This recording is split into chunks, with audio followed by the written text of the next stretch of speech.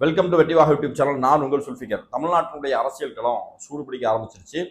தினம் தினம் புதுசு புதுசாக ஒவ்வொரு செய்திகளாக வந்து கொண்டிருக்கிறது. 2 நாட்களில் ஒரு 4-5 நாட்களாக தமிழ்நாட்டு அரசியலில் பேசப்படக்கூடிய ஒரு மிக முக்கியமான பிரச்சனை ரஜினிகாந்த் அவர்களை பற்றி. ரஜினிகாந்த் அவருடைய ஆளுமையை பற்றி பல பேரும் சிலாகிச்சு பேசுகிறாங்க. என்ன காரணம் அப்படின்னா, நம்முடைய ஆதவ அர்ஜுன் அவர்கள் ஒரு 4-5 நாட்களுக்கு முன்பாக நடைபெற்ற ஒரு பொதுக்கூட்டத்தில் பேசும்போது ரஜினிகாந்த் அவர்களை குறித்த ஒரு பேசிய ஒரு விஷயம் வந்து அரசியல் களத்தில் ஒரு மிகப்பெரிய சர்ச்சையை கிளப்பிச்சு.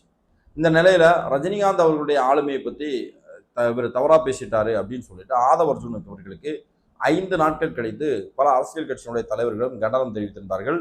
போதாததுக்கு ரஜினிகாந்த் அவர்களே ஆதவ அர்ஜுன் அவருடைய பதிலுக்கு அவதூறுக்கு வந்து காலம் பதில் சொல்லாது காத்திருந்து பதில் சொல்லும் அப்படிங்கிற முறையில் அவர் அதே மாதிரி அவருக்கு ஆதரவாக விஷயம் பேசினவங்களுக்கு ஒரு நன்றி தெரிவித்து ஒரு அறிக்கையை வெளியிட்டிருந்தார். ஸோ இதுதான் சமூக ஊடகங்களில் மிகப்பெரிய அளவில் பேசுபொருளாக இருக்கிறது. அதை பற்றி தான் இந்த வீடியோவில் தெளிவாக பேச இருக்கிறோம். இந்த வெட்டிவாக யூடியூப் சேனலை சப்ஸ்கிரைப் பண்ணாதவங்க சப்ஸ்கிரைப் பண்ணிக்கோங்க, பெல் பட்டனை கிளிக் பண்ணி வச்சுக்கோங்க. அப்போ தான் நம்ம அடுத்தடுத்து போடக்கூடிய வீடியோக்கள் உங்களுக்கு நோட்டிஃபிகேஷனில் வரும். ஸோ இன்னைக்கு இல்லை, இதற்கு முன்பாக எனக்கு தெரிஞ்ச 1996 ஒவ்வொரு தேர்தலையும் ரஜினிகாந்த் அவர்களுடைய பெயர் வந்து நிச்சயமாக அடிபடும். ரஜினிகாந்த் அவருடைய ரசிகர்களுடைய ஆதரவு யாருக்கு, ரஜினிகாந்த் யாருக்கு ஆதரவு கொடுக்கிறார் அப்படின்னு சொல்லி 1996 இந்த தேர்தலில் வந்து அவர் நேரடியாக மூப்பனாருக்கு வந்து ஆதரவு கொடுத்திருந்தார். அதற்கு பிறகு ரஜினிகாந்தை சுற்றி ஒரு பெரிய அரசியல் நடந்துச்சு. பாபா படமெல்லாம் வரக்கூடிய டைமில் நம்முடைய பாட்டாளி மக்கள் கட்சி பாட்டாளி மக்கள் கட்சி ராமதாஸ் அவர்கள் ரஜினிகாந்த் அவர்களுக்கு ஒரு மிகப்பெரிய ஒரு எதிர் மனநிலையிலே பெரிய பிரச்சாரங்களை செய்தார். ராமதாஸ் அவருடைய நிலை அப்படியே கம்மியாகும் போது அதற்கு பிறகு சீமான் அரசியல் களத்தில் வந்து அதே ரஜினிகாந்தை வச்சு தான் அரசியலை கட்டமைச்சார். நாம் தமிழர் கட்சியுடைய வளர்ச்சியில் ஒரு பெரும்பங்கு நம்முடைய ரஜினிகாந்த் அவர்களுக்கு இருக்கு. ஏன்னா ரஜினிகாந்த் அவர்கள் அரசியல் கட்சி ஆரம்பிச்சிருவாரு அப்படிங்கிற ஒரு டாக் வந்து அப்பவே ஓடுச்சு. ஸோ அந்த டைமில் தான் வந்து சீமான் அவர்கள் வந்து மிகப்பெரிய அளவில் சீமான் சரி, சீமானுடைய கட்சியை சார்ந்தவர்களும் சரி, ரஜினிகாந்த் அவர்களுக்கு மிகப்பெரிய அளவில் எதிர்நிலையில் இருந்தாங்க. அதற்கு பிறகு அவர் வந்து 2019 நினைக்கிறேன் கட்சி ஆரம்பிக்கிறதாக சொல்லியிருந்தாரு. அதற்காக நம்முடைய அர்ஜுனாமூர்த்தி அவர்லாம் வந்து தலைமை பொறுப்பில் போட்டு எல்லாருமே பூத் லெவலில் இறங்கி அந்த வேலைகளை பார்த்து ஒரு அரசியல் கட்சியை கட்டமைக்கிறதுக்கான முயற்சியில் இறங்கினாங்க. அதற்கு பிறகு கொரோனா வரக்கூடிய டைமில் அவரால் வந்து கட்சி ஆரம்பிக்க முடியாது அப்படின்னு சொல்லிட்டு அவர் அந்த கட்சி ஆரம்பிக்கக்கூடிய அந்த விஷயத்துல வந்து அவர் பின்வாங்கினார். ஆனால் அவர் கட்சி ஆரம்பிக்க முடியாது அப்படின்னு சொல்லக்கூடியது வரையிலும் அவர் தன்னுடைய பல படங்கள்லையும் சரி அரசியலுக்கு வருவேன் அப்படிங்கிற விஷயத்த சொல்லாமல் சொல்லியிருந்தார். நான் எப்போ வரேன் எப்படி வரேன்னு யாருக்கும் தெரியாது, ஆனால் வர வேண்டிய நேரத்தில் கரெக்டாக வரும் அப்படிம்பாரு. அரசியலுக்கு வருவீங்களான்னு கேட்டால் நான் வருவேன்னு சொல்லணும், இல்லை வரமாட்டேன்னு சொல்லணும், அந்த ஆண்டவன் தான் முடிவு செய்யணும் அப்படின்னு சொல்லிட்டு இப்படி பல சமிச்சைகளை சிக்னல்களாக வந்து அவர் கொடுத்துக்கிட்டே வந்தார். ஸோ இந்த நிலையில் கடைசியாக அவர் அரசியலுக்கும் வரல. அவருடைய அரசியல் சாப்டர் அப்படியே அதோட 2021 முன்னாடி அதோட க்ளோஸ் பண்ணிட்டாங்க. ஸோ இந்த நிலையில் தான் நம்முடைய தமிழக வெற்றி கழகம் தளபதி விஜய் அவர்கள் அதே அவரை மாதிரியே சினிமா ஃபீல்டில் உச்ச நடிகராக இருக்கக்கூடியவர் சினிமாவிலிருந்து அரசியலுக்கு வர்றார்.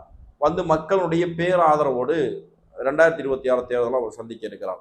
இந்த நிலையில தான் அண்ணன் ஆதவ அர்ஜுன் அவர்கள் ஒரு 4 நாட்களுக்கு முன்பாக ஒரு பொதுக்கூட்டத்தில் பேசும்போது அவர் உண்மையிலே அவருடைய பேச்சு வந்து அந்த அளவுக்கு பெரிய தவறான பேச்செல்லாம் கிடையாது. உண்மையிலே மனசாட்சியோடு அந்த பேச்சை பார்க்கக்கூடியவர்கள் அதை உணர்ந்திருப்பாங்க. அதில் ரஜினிகாந்த் என்ன மைண்ட் செட்டில் என்ன பார்வையில் பார்த்தாங்க, அல்லது எடப்பாடி பழனிசாமி அதை எந்த பார்வையில் பார்த்தாங்க, அல்லது அன்புமணி ராமதாஸ் அதை எந்த பார்வையில் பார்த்தாங்க அப்படிங்கிறத நான் விளக்குறேன். ஆனால் மனசாட்சியோடு அந்த பார்வை அந்த அண்ணன் ஆதவ அவர்கள் பேசியதை பார்த்தாங்கன்னா யாருக்குமே அதில் தவறாக தோணாது. ஏன்னா அவர் பேசினது தான் உண்மை, அதுதான் நிதர்சனம். என்ன சொல்லியிருந்தார் அப்படின்னா, விஜயகாந்த் அவர்களும் அரசியலுக்கு வரும்போது அவர்களுக்கு எதிராக இந்த மாதிரியெல்லாம் வேலைகளை பார்த்தாங்க திமுக அப்படிங்கிறது தெரியும். ரஜினிகாந்த் அவர்களுடைய அரசியலுக்கு வரும்போதும் அவர் அரசியலுக்கு வராமல் மிரட்டினது திமுக தான். அதே மாதிரி தான் நம்முடைய தலைவர் தளபதி அவர்களுக்கும் அதுமாரி மிரட்டல்கள்லாம் விடுக்கப்பட்டது. அவர்களுக்கு எதிராக பல விஷயங்களை செஞ்சாங்க. ஆனால் மன வலிமையோடு விஜய் அவர்கள் வந்தாங்க அப்படின்னு. ஆனால் அதில் எந்த இடத்துலையுமே ரஜினிகாந்த் அவர்களுக்கு மன வலிமை இல்லைன்னு சொல்லலை. ஆனால் அது ஒரு வகையில் அது பொருள்படுது, அதை நம்ம ஏற்றுக்கிறோம், அதில் மாற்று கருத்து இல்லை. அப்போ அது தவறு தானே அப்படின்னு நீங்கள் கேட்கலாம். அது தவறு அப்படின்னு சொல்லிட்டு, தவறு மீன்ஸ் நீங்கள் தவறாக புரிஞ்சுக்கிட்டீங்க அப்படின்னு சொல்லிட்டு நேற்றைய தினம் அண்ணன் ஆதவ அர்ஜுன் அவர்கள் பொதுக்கூட்டத்தில் மன்னிப்பே கேட்டுட்டார். அதற்கு பிறகு நம்ம அது சரியா தவறா அப்படிங்கிறத பேசுறது நியாயம் இல்லை. ஆனால் என்னுடைய கருத்துன்னு ஒன்று இருக்கு இல்லையா, அதை நாம வைக்கணும் இல்லையா. நான் வந்து சமீபமாக கடந்த 2011 பிறகு 11 அந்த டைம்ல இருந்தே அரசியலை வந்து ரொம்ப உற்று நோக்கிட்டு இருக்கிறோம், களத்தில் நின்று செயல்பட்டு கொண்டிருக்கிறோம். ரொம்ப அளவு கடந்து நேசித்த ஒரு மனிதன் ரஜினிகாந்த் தான். அதனால ரஜினிகாந்த் அவர்கள் மேல நமக்கு ஒரு பேரன்பு இருக்கு. ஆனா அவருடைய அரசியல் செயல்பாடுகள் எப்படி இருந்துச்சு அப்படிங்கிறது நிச்சயமாக விமர்சனத்துக்குரியதான். அதுல மாற்று கருத்து இல்லை. சரி, இப்பதான் அவர் அரசியல் கட்சி ஆரம்பிக்கல, அப்ப அவருடைய அரசியல் செயல்பாடுகளை பத்தி நம்ம விமர்சனம் பண்ணணுமானா தேவையில்லை. ஆனால் ஆனால் ஆதவ் அர்ஜுன் அவர்களுடைய பேச்சு, அந்த பேச்சுக்கு ரிப்ளை கொடுத்தாங்க தெரியுமா, அவர்களை பத்தி நிச்சயமாக நம்ம சொல்லி ஆகணும். மாற்று கருத்தே கிடையாது. ஆதவ் அர்ஜுன் அவர்கள் பேசி 5 நாளுக்கு பிறகு தளபதி விஜய் அவர்கள் எப்படியாவது அதிமுக என்டிஏ கூட்டணிக்குள்ள வருவார் அப்படின்னு சொல்லிட்டு காத்திருந்தாங்க. அந்த கூட்டணிக்கு வரல அப்படிங்கிற விஷயத்த உறுதிப்படுத்தி முடியாது அப்படின்னு சொன்னதுக்கு அப்புறம் எடப்பாடி பழனிசாமி ரஜினிகாந்த் அவருடைய ஆளுமையை பற்றி அவர் அறிக்கை வெளியிடுகிறார். ஆதவ அர்ஜுன் அவர்களுக்கு கண்டனத்தை தெரிவிக்கிறார். அண்ணாமலை ஆதவ அர்ஜுன் அவர்களுக்கு கண்டனத்தை தெரிவிக்கிறார். நக்கீரன் கோபால் அவர் ஆதவ அர்ஜுன் அவர்களுக்கு கண்டனத்தை தெரிவிக்கிறார். இன்னும் பல மூத்த அமைச்சர்கள், அண்ணன் திருமாவளவன், அமீர், இவங்கெல்லாம் வந்து கண்டனத்தை தெரிவிக்கிறாங்க. இதுல அமீர் அவர்களெல்லாம் பத்தி நம்ம எப்படி எடுத்துக்கிறது அப்படின்னே தெரியல. ஏன்னா ஆரம்பத்துல ரஜினிகாந்த் அவர்களுடைய அரசியலை மிக கடுமையாக விமர்சனம் செய்ததும் எதிர்த்ததும் அண்ணன் அமீர் அவர்களும் சீமான் அவர்களும். இவங்க பல மேடைகள்ல பேசியிருக்காங்க, பல விஷயங்கள் இவங்க பல இடங்கள்ல பேசியிருக்காங்க, நம்ம பார்த்துருக்கோம். உண்மையிலே சீமான் அவர்களுக்கு ரொம்ப ஆதரவாக இருந்தார் அமீர் அண்ணன் அவர்கள். நாம் தமிழர் கட்சியோடு ரொம்ப தொடர்புல இருந்தார். ஸோ அந்த டைம்ல முழுக்க முழுக்க நாம் தமிழர் கட்சி விஜய் ரஜினிகாந்த் எதிர்ப்பு அப்படிங்கிற ஒரு விஷயத்த மையப்படுத்தி தான் அவங்க அரசியலே செஞ்சாங்க. அந்த அமீர் அவர்கள் திடீர்னு வந்து ஆதவ அர்ஜுன் பேசின விஷயத்த எந்த இடத்துல அவருக்கு தவறாக தோணுச்சுன்னு தெரியல, ஆனால் பேசுறாரு. காரணம் என்ன? அரசியல். ஸோ அதே மாதிரி எடப்பாடி பழனிசாமியும் பேசி 5 நாளுக்கு அப்புறம் அவரும் ஒரு கண்டனத்தை தெரிவித்திருக்கிறார். நம்ம அண்ணாமலை அவரும் பேசி 5 நாளுக்கு அப்புறம் ஒரு கண்டனத்தை தெரிவித்திருக்கார். இவர்கள் அத்தனை பேருடைய அண்ணன் திருமாவளவன் அவரும் வந்து தன்னுடைய கண்டனத்தை தெரிவித்திருக்கிறார். இவர்கள் அத்தனை பேருடைய நோக்கமே என்ன அப்படின்னு சொன்னா, ரஜினிகாந்த் அவர்கள் சினிமா ஃபீல்ட்ல இருந்து அரசியலுக்கு வர்றதுக்கு இருந்தார், அவரால் முடியல. ஆனா அதே களத்துல சினிமா ஃபீல்ட்ல இருந்து விஜய் அவர்கள் அரசியல் களத்துக்கு வந்தார். அப்ப ரஜினிகாந்த் வந்தா யாருக்கெல்லாம் இழப்பு ஏற்படுமோ அவங்க எல்லாம் பயந்துகிட்டு இருந்தாங்க. அந்த நேரத்தில் ரஜினிகாந்த் அவர்கள் மேல அளவு கடந்த விமர்சனங்களை வைத்தார்கள். ஆனா ரஜினிகாந்த் அரசியலுக்கு வரல அப்படின்னு தெரிஞ்ச உடனே சரி, இவரால் நமக்கு பிரச்சனை இல்லை அப்படின்னு சொல்லிக்கிட்டு அவங்க இருக்கக்கூடிய டைம்ல அதே சினிமா உலகத்துல இருந்து மீண்டும் ஒரு சூப்பர் ஸ்டாராக நம்முடைய விஜய் அவர்கள் அரசியல் களத்துக்கு வந்தது. மீண்டும் இவருடைய இருப்புக்கு ஒரு பிரச்சனை ஆயிடுச்சு. அப்ப ரஜினிகாந்த் அவர்களுடைய ரசிகர்கள் பெரும்பாலானவர்கள் அவங்க எல்லாருமே விஜய் அவர்களை ஆதரித்தார்கள். ஒரு சில பேர் ரஜினிகாந்தினுடைய பேர்ல, தொண்டருங்கிற பேர்ல, ரசிகருங்கிற பேர்ல தமிழக வெற்றி கழகத்திற்கு எதிராக எழுதுறாங்க, பேசுறாங்க. ஆனா உண்மையிலேயே ரஜினிகாந்தினுடைய ரசிகர்களாக இருந்தவர்கள், அவர்களை நேசித்தவர்கள், ரஜினிகாந்த் அவர்கள் ஒரு அரசியல் கட்சியை துவங்கினால் அதற்கு ஆதரவு கொடுக்கணும் அப்படின்னு சொல்லி மனப்பூர்வமாக நினைச்சவங்க எல்லாருடைய நோக்கமே என்ன எப்படி இருந்துச்சுன்னா, ஒரு மாற்றம் வேணும் தமிழ்நாட்டில். தொடர்ந்து இந்த திமுக அதிமுக கட்சிகள் இவருடைய பணக்கொழுப்பு, பணத்திமுறு, ஒரு பண்ணையார்த்தனத்துல தான் அரசியல் நடந்து கொண்டிருக்கிறது. அதை தவிர்த்து விட்டு ஒரு சாமானியனும் அரசியல் காலத்துல நிற்கணும், வெற்றி பெறணும், அவனுக்கான வாய்ப்புகள் வழங்கப்படணும், அவன் இந்த மக்களுக்கு சேவை செய்யணும் அப்படின்னு சொல்லி ஒரு மிகப்பெரிய எதிர்பார்ப்பு ரஜினிகாந்த் அவர்கள் மேல இருந்துச்சு. அந்த எதிர்பார்ப்பு ரஜினிகாந்த் அவர்கள் பூர்த்தி செய்யல. அந்த பட்சத்துல விரக்தியில இருந்தவர்கள் மீண்டும் அதே சினிமா துறையிலிருந்து மீண்டும் ஒருவர் ஒரு உச்ச நட்சத்திரமாக இருக்கக்கூடியவர் அரசியல் களத்துக்கு வந்தோன்னா அவங்க அத்தனை பேருமே நமக்கு ஆதரவாக வந்துட்டாங்க. உதாரணமா எங்க கன்னியாகுமரி மாவட்டத்திலேயே ஒரு மாவட்ட துணை செயலாளராக இருக்கக்கூடிய பெண்மணி சசிகலா அவர்கள் இதே ரஜினி ரசிகர் மன்றத்துல முக்கிய பொறுப்புல இருந்தவங்க தான். அதே மாதிரி நான் ஒரு கொள்கை பரப்பு அமைப்பாளராக இருக்கிறேன். எங்க மாவட்டத்திலே கொள்கை பரப்பு இணை ஒருங்கிணைப்பாளராக அதே ரசிகர் மன்றத்தை சேர்ந்த ஒருத்தர், மிக முக்கியமா ரசிகர் மன்றம் ஆரம்பிக்கக்கூடிய நேரத்துல இருந்தே அந்த கட்சியில் அமைப்புல இருந்தவர், இன்னைக்கு அவர் எங்க கூட இருக்கிறார். இது வந்து நிர்வாக பொறுப்புகள்ல இருந்தவர்கள். இது ஒரு எடுத்துக்காட்டு தான். இதை தாண்டி இன்னும் அதிகமானவர்கள் ரஜினிகாந்த் ரசிகர்களாகட்டும், அஜித் ரசிகர்களாகட்டும், அவர்கள் தமிழக வெற்றி கழகத்திற்கு ஆதரவாக இருக்கிறார்கள். ஸோ இந்த நேரத்துல எப்படியாவது விஜய் அவர்களுக்கு கிடைக்கக்கூடிய இந்த ஆதரவை உடைக்கணும், சிதறடிக்கணும், அவருக்கு இன்னும் எதிர்ப்புகளை கூட்டணும் அப்படிங்கிறதுக்காக திட்டமிட்டு இந்த எதிர்கட்சிகளால், அதாவது நம்முடைய திருமாவளவன் ஆகட்டும், அல்லது திருமாவளவன் அண்ணன் ஆகட்டும், எடப்பாடி பழனிசாமி ஆகட்டும், அல்லது நம்முடைய அண்ணாமலை ஆகட்டும், திட்டமிட்டு தான் இந்த கண்டன அறிக்கைகளை வெளியிடுறாங்க. போதாத குறைக்கு ஏதோ ரஜினிகாந்த் அவர்கள் மேல ஒரு பெரிய அளவு கடந்த பாசம் இருப்பது போல இவங்க நடிக்கிறாங்க. உண்மையிலே அவர்களுக்கு ரஜினிகாந்த் மேல பாசம் இருந்துச்சுன்னு சொன்னா இதே சீமான் அவர்களும், இதே சாட்டை துரைமுருகன், இதுல ஆச்சரியம் என்னன்னா இந்த இடுமாவனம் கார்த்திக்கு, இந்த சாட்டை துரைமுருகன், சீமான், இவங்கெல்லாம் ரஜினி அவர்களுக்கு ஆதரவாக பேசுறாங்க. இதே அரசியல் 1000 விமர்சனங்கள் இருக்கலாம். ரஜினிகாந்த் அவர்களுடைய கருத்தியல் மீது, அரசியல் மீது எனக்கு 1000 கருத்து வேறுபாடுகள் இருக்கிறது. தூத்துக்குடி ஸ்டெர்லைட் படுகொலை நடக்கக்கூடிய அந்த நேரத்தில் வந்து நின்று அரசுக்கு ஆதரவாக பேசினார் அவர். நான் ஒரு ஆன்மீக அரசியலை செய்கிறேன் அப்படின்னார். தொடர்ந்து பாஜகவினுடைய நெருக்கமாக இருந்தார். துக்ளக் பத்திரிகையோடு ரொம்ப நெருக்கமாக இருந்தார். இன்னும் சொல்ல போனா அவர் பெரியாரை குறித்து ஒரு விஷயம் சொல்லி ரொம்ப சர்ச்சையாச்சுது. அதுவும் அந்த துக்ளக் மேடையில பேசியிருந்தார். பெரியார் அவர்கள் ராமரை சிறப்பால் அடிச்சிருந்தாரு, ராமர் சிலையை சிறப்பால் அடிச்சார் அப்படின்னு சொல்லி நடக்காத ஒரு விஷயத்தை நடந்ததாக சொல்லியிருந்தார். அதனால் திமுக எல்லாம் அவர் மேல களவு கிடந்த விமர்சனங்களை வச்சாங்க, நம்ம பார்த்தோம். அதே மாதிரி எடப்பாடி பழனிசாமி அவர்களை குறித்தும் அவர் பேசியிருந்தாரு. இந்த அரசியல்ல என்ன மேஜிக் வேணா நடக்கலாம், எடப்பாடி பழனிசாமி அவர்லாம் முதலமைச்சர் ஆனாரு அப்படின்னு சொல்லும்போது அன்னைக்கு அதிமுகவை சேர்ந்தவர்கள் மிகப்பெரிய அளவில் ரியாக்ட் பண்ணாங்க. அதே மாதிரி இவர் அரசியலுக்கு வரும்போது இவர் எல்லாருமே வந்து சங்கின்னு சொன்னாங்க. அதுக்கு சங்கின்னு சொன்னது யாரு? ரஜினிகாந்த் அவர்களை சங்கின்னு அடையாளப்படுத்துறது யாரு? இதே திமுக கூட்டணி கட்சியை சார்ந்தவர்கள். அப்ப ரஜினிகாந்த் அவருடைய மகளே வந்து அதற்கு ரிப்ளை கொடுத்திருந்தாங்க. எங்க அப்பாவை பத்தி சங்கின்னு சொல்றீங்க, நான் அவர் அப்படி கிடையாது அப்படின்னு சொல்லி மன வருத்தத்தோட பதிவு செய்திருந்தாங்க. அப்போ அவரு வந்து அவருடைய நட்பு வட்டாரங்கள் முழுக்க பிஜேபி சார்ந்து இருந்துச்சு. அப்ப அவரு வந்து இதே மாதிரி பிஜேபியினுடைய பி டீம் அப்படின்னு சொல்லி அவர் மேல விமர்சனங்களையும் விஷம கருத்துக்களை பதிவு செய்தது இதே திமுக. ஸோ அப்படி இருக்கக்கூடிய பட்சத்துல ரஜினிகாந்த் அவர்கள் எனக்கு காவி சாயம் பூச பார்க்குறாங்க, திருவள்ளுவருக்கும் பூசுறாங்க, எனக்கும் பூச பார்க்குறாங்க, திருவள்ளுவரும் சிக்க மாட்டார், நானும் சிக்க மாட்டேன் அப்படின்னாரு. உடனடியாக பாஜகவை சார்ந்தவர்கள் இதே ரஜினிகாந்த் மேல விமர்சனம் வைத்தார்கள். ஆனா ரஜினிகாந்த் அவர்கள் உண்மையிலேயே பாஜகவுக்கு விளக்கம் கொடுத்தாரா அல்லது திமுகவுக்கு விளக்கம் கொடுத்தாங்களான்னு தெரியாது. ஏன்னா அந்த காவி சாயத்தை ரஜினிகாந்த் மேல பூசினதே திமுக. புரியுதா? காவி சாயத்தை ரஜினிகாந்த் அவர்கள் ஒரு இந்துத்துவவாதி, பாஜகவுக்கு ஆதரவானவர்கள், பாஜகவிற்கு ஏஜென்ட் அப்படின்னு சொல்லி விமர்சனம் செய்தது திமுகவை சேர்ந்தவர்கள். ஸோ அப்போ அவர் அந்த ஒரு வார்த்தையை சொன்ன உடனே இதே பாஜகவை சார்ந்தவர்களும் அவர்கள் மேல விமர்சனம் வைத்திருந்தார்கள் ரஜினிகாந்த் அவர்கள் மேல. எல்லாத்துக்கும் மேல ரஜினிகாந்த் அவர்களை ரொம்ப நம்பினாங்க. தமிழ்நாட்டில் ரஜினிகாந்த் மூலமாக எப்படியாவது ஒரு அரசியல் களத்தில் நாமளும் சில இடங்களில் வெற்றி பெற்று விடலாம் அப்படின்னு சொல்லி நம்பினாங்க ரஜினிகாந்த் அவர்களே. அவர் அரசியல் கட்சி ஆரம்பிக்கும் போது ஆதரித்தவர்கள் ரஜினிகாந்த் மூலமாக தமிழ்நாட்டு அரசியலில் எப்படியாவது இடத்தை பிடிச்சிடணும் அப்படின்னு சொல்லிட்டு அவர் நம்பினாங்க. அந்த நம்பிக்கையை ரஜினிகாந்த் அவர்கள் சிதைச்சார். அப்போ இதே பாஜகவை சார்ந்தவர்கள் விமர்சனம் செய்தார். இப்போ அவங்க எல்லாம் வந்து ரஜினிகாந்த் அவர் மிகப்பெரிய வலிமையானவர், அவர் தைரியசாலி அப்படிங்கிறாங்க. அவருடைய வலிமை மேலேயோ அவருடைய தைரியத்தின் மேலேயோ நமக்கு எந்த விதமான சந்தேகம் கிடையாது.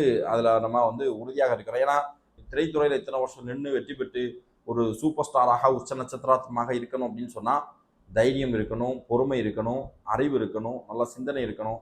எல்லாம் இருந்ததுனால தான் அவர் வந்தாரு. அதுல மாற்று கருத்தே இல்லை. அதே மாதிரிதான் விஜய் அவர்களும் வந்தாங்க. ஆனால் ஆனால் அண்ணன் ஆதவர்ஜுன் அவர்கள் சொன்னது தப்பு அப்படின்னு சொல்லும்போது நம்ம ஏற்றுக்க முடியாது. ஏன்னா ஆதவர்ஜுன் அவர்கள் சரியா தான் சொன்னார். இந்த விமர்சனங்களுக்கு பயந்து திமுக செய்யக்கூடிய அயோக்கியத்தனங்கள், திமுக அரசியல் களத்துல வந்தா பல விஷயங்களை நம்ம இழக்க நேரிடும், நமக்கு எதிராக பல அவதூறுகள் வரும், இந்த களத்தை வந்து வேற மாதிரி நம்ம எதிர்கொள்ளணும், அதனால வேண்டாம். அவரே ஒரு ரஜினிகாந்த் அவர்களே ஒரு மேடையில பேசுறார், நம்ம 2 ஜாம்பவான்களை எதிர்த்து களத்துல நிக்கணும். எத்தனை வருஷம் பாரம்பரியம் கொண்டு இருக்கக்கூடிய கட்சி, அவருடைய முதலமைச்சருக்கு பிறகு கருணாநிதிக்கு பிறகு அவருடைய மகன் மு.க. ஸ்டாலின் சிறப்பாக அந்த கட்டமைப்பை ஏற்படுத்தி இருக்கிறாரு. இந்த பக்கம் எடப்பாடி பழனிசாமி அதிமுக. இதுக்கு இடையில நான் அரசியலுக்கு வந்து வெறும் சினிமா வெளிச்சத்தை மட்டுமே வச்சு அரசியலுக்கு வந்து நான் என்னுடைய ரசிகர்களை வந்து பலிகடா ஆக்க விரும்பல அப்படின்னு சொல்லிட்டு அவர் வெளிப்படையா சொல்லியிருந்தார். அப்ப அதனுடைய அர்த்தம் என்ன? அதனுடைய அர்த்தம் என்னன்னா, இந்த மாதிரி பிரச்சனைகள் வரும், அதனால நாம் அதில் சிக்க வேண்டாம், நம்முடைய தொண்டர்களும் பலியாக வேண்டாம்னு சொல்லி அவர் பின்வாங்கிட்டார். இதே மனநிலை விஜய்க்கும் இருக்குமா இருக்காது? விஜய் அவர்கள் அரசியலுக்கு வரும்போது இதே விமர்சனங்கள் வந்துச்சா இல்லையா? இப்பவும் வரதா இல்லையா? இப்போ எவ்வளவு நெருக்கடிகள் அவருக்கு இருக்குதா இல்லையா? ஆனா அதை கடந்து நிற்கிறார் பாத்தீங்களா? அதுதான் ரஜினிகாந்த் அவர்களுக்கும் விஜய் அவர்களுக்கும் இருக்கக்கூடிய வித்தியாசம். இதுல உடனே ரஜினிகாந்தை விடவும் இவர் பெருசு அப்படிங்கிறதெல்லாம் யாரும் சொல்ல வரலாம். இது 2க்கும் ஒரு வித்தியாசம் இருக்கு. ரஜினிகாந்த் அவர்கள் அரசியலுக்கு வராதது தன்னுடைய தொண்டர்கள் ஏமாற்றப்பட்டு விடுவார்களோ, அவர்கள் களத்துல அவங்களுக்கு வந்து பாதிப்பு ஏற்படுத்தி விடுமோ அப்படின்னு சொல்லி அந்த தொண்டர்கள் மேல ஒரு அன்புனாலேயோ அல்லது அக்கறையினாலேயோ அவர் செஞ்சிருக்கலாம். ஆனா அவர் அப்படி யோசிச்சாரு. ஆனா ரஜினிகாந்த் அப்படி யோசிச்சாரு. ஆனா விஜய் அவர்கள் அதே தொண்டர்கள் மேலையும் அதே ரசிகர்கள் மேலையும் நாம அரசியலுக்கு வந்து இவ்வளவு நாள் நம்மளை தூக்கி உச்சத்துல வச்சிருக்கிறாங்க, இந்த ரசிகர்கள் தான் உச்சத்துல வச்சிருக்கிறாங்க, நமக்கு என்ன பிரச்சனை வந்தாலும் பிரச்சனை இல்லை, என்ன இழப்பு வந்தாலும் பிரச்சனை இல்லை, ஆனா அந்த தொண்டர்களுக்காக ரசிகர்களுக்காக மக்களுக்காக நம்ம நிக்கணும்னு சொல்லி நினைச்சாரு பாத்தீங்களா? அதுதான் அவருக்கான எண்ணம். இந்த 2க்குமே வந்து டிஃபரன்ஸ் இருக்கு, புரியுதா? சமீபத்துல எனக்கு தெரிஞ்ச ரஜினிகாந்தனுடைய ரசிகர் மன்றத்தினுடைய மிக முக்கியமான நிர்வாகி அவர் என்கிட்ட சொன்ன ஒரு விஷயம் உண்மையிலேயே அதுதான் எல்லா ரஜினி ரசிகர்களுடைய மனநிலை, எல்லா ரஜினி ரசிகர்களுடைய மனநிலை. அவர் என்ன சொன்னார்னா, இதை இந்த இந்த வீடியோவை ரஜினிகாந்த் பார்த்தா நிச்சயமாக அதை உணரணும். முடிஞ்ச அளவுக்கு உங்களுக்கு நீங்க கூட ஷேர் பண்ணுங்க. அவர் என்கிட்ட சொன்ன வார்த்தை என்ன அப்படின்னா, ரஜினிகாந்த் அவர்கள் அரசியலுக்கு வரணும்னு நாங்க கூப்பிடல. அவரு தன்னுடைய சினிமால நடிக்கும் போது அவருடைய நடிப்பு நல்லா இருந்துச்சு, அவருடைய ஆக்டிங் ஸ்டைல் எல்லாம் நல்லா இருந்துச்சுன்னு சொல்லி நாங்க அவரை ரசிக்க ஆரம்பிச்சோம். அவர் தான் எங்களுக்குள்ளாடி ஒரு அரசியல் ஆசையை தூண்டினார். தன்னுடைய படங்கள்ல வந்து அரசியல் சார்ந்த வசனங்களை வச்சாரு. நான் அரசியலுக்கு வருவேன் வரமாட்டேன்னு சொல்லி அது சினிமாவுக்கு தேவையான கண்டென்ட்டா இருந்தாலும் அதுல ஒரு அரசியலை வந்து தொட்டும் தொடாமலும் ஒரு சமிக்தியாக ஒரு சிக்னலாக வச்சிருந்தார். நான் எப்போ வருவேன் எப்படி வருவேன் யாருக்கும் தெரியாது, நான் வர வேண்டிய இடத்துல கரெக்டா வருவேன், அந்த ஆண்டவன் எப்போ முடிவு பண்றானோ அப்போ நான் வருவேன் இப்படின்னு சொல்லி பல கருத்துக்கள் அவர் சொல்லி எங்களுக்கு அவர் அரசியல் ஆசை அவர் தான் தூண்டினார். என்னைக்கா இருந்தாலும் அண்ணன் அரசியல் கட்சி ஆரம்பிப்பாரு, அவர் கூட நின்று மக்கள் பணிகளை செய்யணும், நாம எல்லாம் ஒரு எம்எல்ஏ எம்பி ஆயிரும் அப்படிங்கிற எண்ணம் எங்க எல்லாருக்குமே இருந்துச்சு. அப்படிதான் நாங்க எல்லாருமே தொடர்ந்து அவருக்காக ரசிகர் மன்றத்தின் மூலமாக பல பணிகளை செஞ்சோம். எங்களுடைய மனைவியினுடைய நகைய வரையிலும் வித்து நாங்க அவ்வளவு நற்பணிகளை செஞ்சிருக்கிறோம். சரி, அதோட விட்டாரா? இல்ல, கடைசியா அரசியல் கட்சி ஆரம்பிக்க போறேன்னு வரைக்கும் அறிக்கை விட்டு அதற்கான எல்லா ஏற்பாடுகளையும் அவர் செய்தார். ஒவ்வொரு வீடு வீடாக களத்துல இறங்கணும், பூத்தா இறங்கணும், ஒரு கட்டமைப்பை நாங்க உருவாக்கி அப்படியே அழகா வந்துட்டு இருக்கக்கூடிய நேரத்துல அவரு ஒரு அறிக்கையை வெளியிட்டார். கட்சி ஆரம்பிக்கக்கூடிய முடிவுல இருந்து பின்வாங்குறேன் அப்படின்னு சொல்லிட்டாரு. இது எங்களுக்கு எப்படி இருந்துச்சு தெரியுமா? நடு தெருவுல கொண்டு நிப்பாட்டினது மாதிரியும் நீங்க நினைப்பீங்க.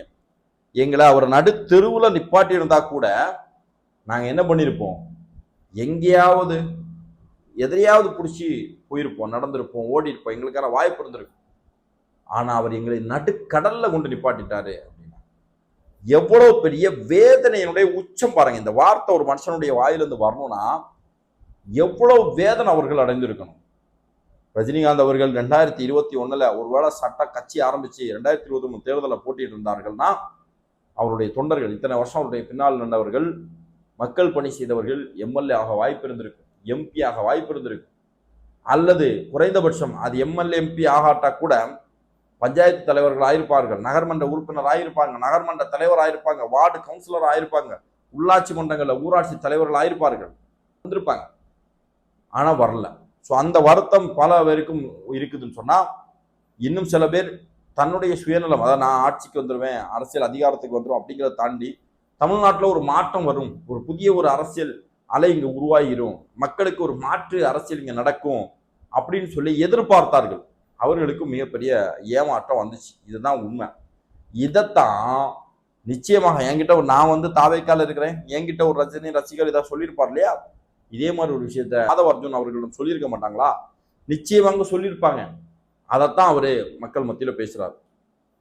விஜயகாந்த் அவர்களுக்கு என்ன நேர்ந்தது, ரஜினிகாந்த் அவர்களுக்கு என்ன நேர்ந்தது, விஜய் அவர்களுக்கு என்ன நேர்ந்தது, இந்த இடத்துல மன வலிமையோடு விஜய் அவர்கள் அதை எதிர்கொண்டிருக்கிறார்கள் அப்படிங்கிறதா நோக்கமே தவிர ரஜினிகாந்த் அவர்களை எந்த இடத்துலையுமே அவர் சிரமப்படுத்தணும் அப்படிங்கிறது நோக்கம் கிடையாது.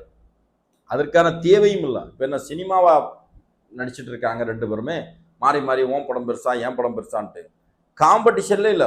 சினிமாவில் வேணா விஜய் அவர்களும் ரஜினி அவர்களுக்கும் ஒரு காம்படிஷன் உருவாயிருக்கலாம், ஆனா அரசியல் அது இல்லவே இல்லை.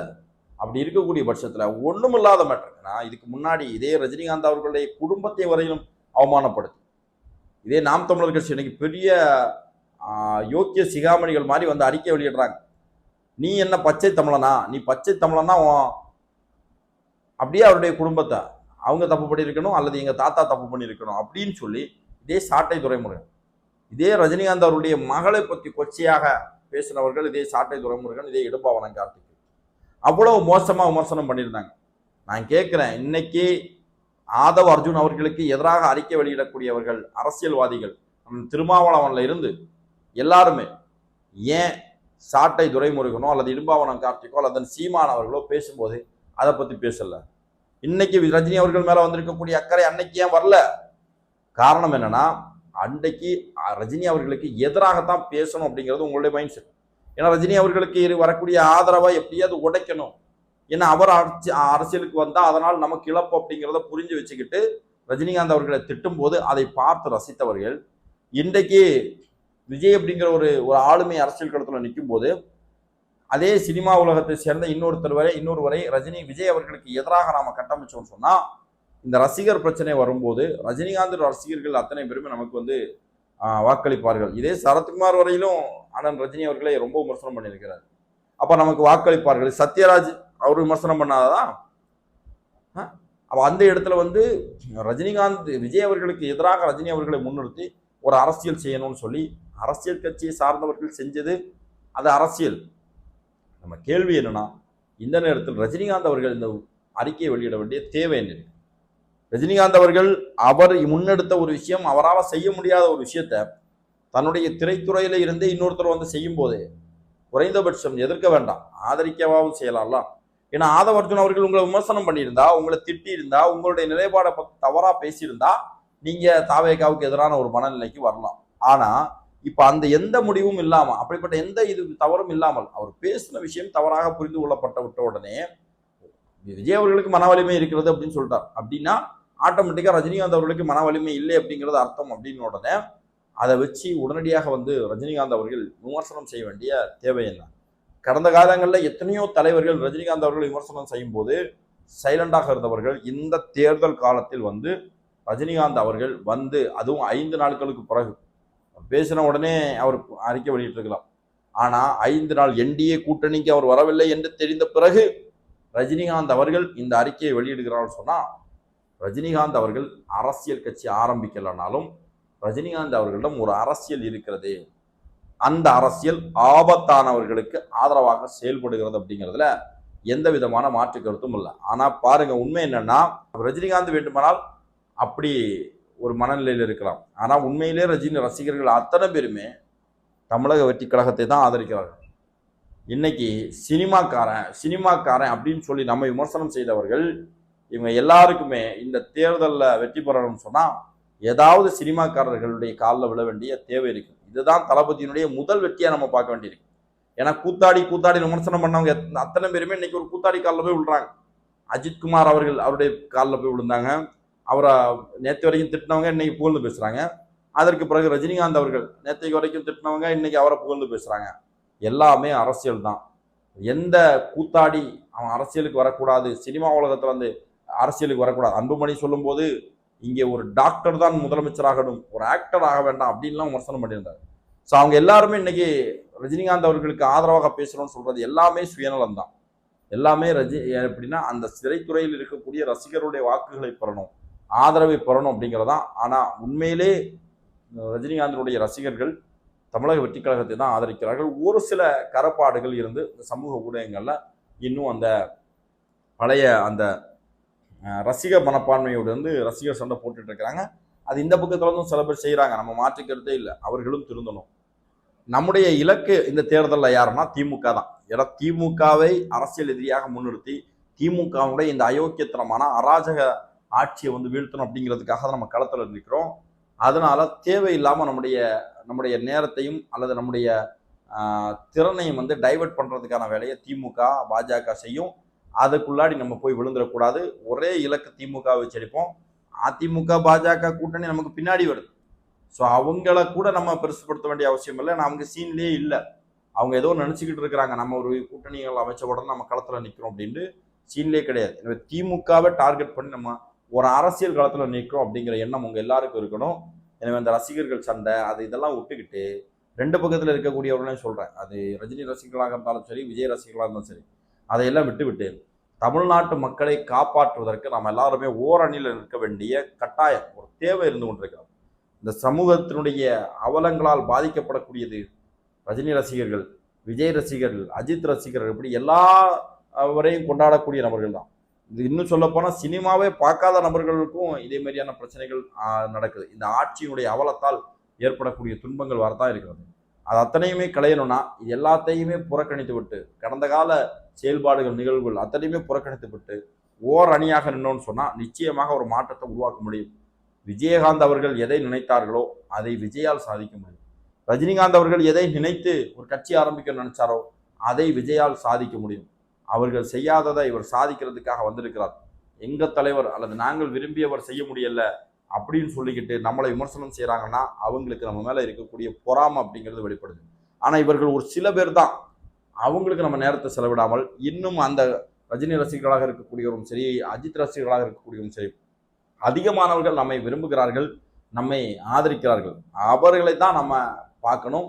அவர்களுக்காக நம்ம இந்த பிரச்சனையை பெருசுப்படுத்தாமல் எல்லாரையும் ஒருங்கிணைத்து ஒரு நல்ல ஒரு ஆட்சி தமிழ்நாட்டில் உருவாவதற்கு அனைவரும் ஒருங்கிணைந்து வேலை செய்யணும். அதுதான் இந்த வீடியோ மூலமாக நான் கேட்டுக்கொள்வது. அன்பார்ந்த சகோதரர்களே, இந்த வீடியோ சம்பந்தமாக உங்களுடைய மேலான கருத்துக்களை பதிவு செய்யுங்கள்.